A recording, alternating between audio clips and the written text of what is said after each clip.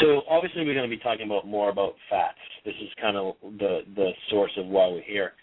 You kind of just talked about their role.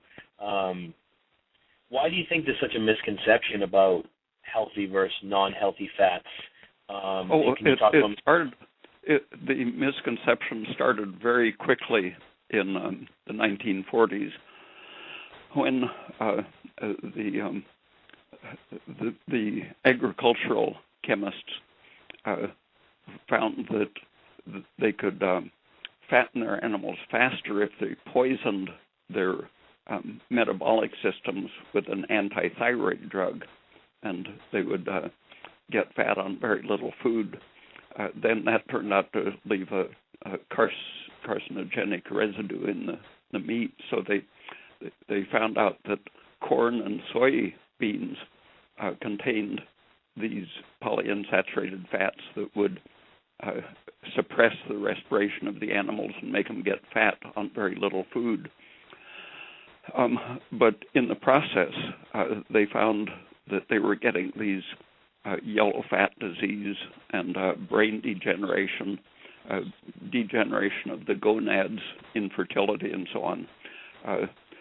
And the function of vitamin E in the 1930s had been identified as an anti-estrogen, but I mentioned that estrogen accelerates the breakdown of these fats, and as they saw a connection between excess estrogen and excess polyunsaturated fats, and began using vitamin E as an antioxidant rather than an anti-estrogen. So the new definition of vitamin E became very important because the agricultural industry was turning to the very fattening diet of high polyunsaturated oil foods such as corn and soybeans. And so to protect against the very toxic effects that killed their animals prematurely, they would use vitamin E, and so it became known as an antioxidant rather than an anti-estrogen. And the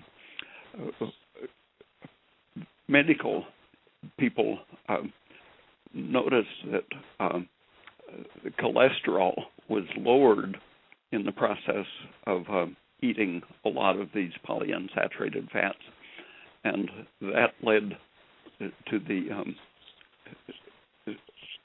spreading of the marketing of unsaturated fats to the human food supply rather than just for the fattening farm animals. And since people didn't want to gain weight on the least amount of food, they needed a new reason for selling their fats to humans, and lowering cholesterol became the excuse in humans.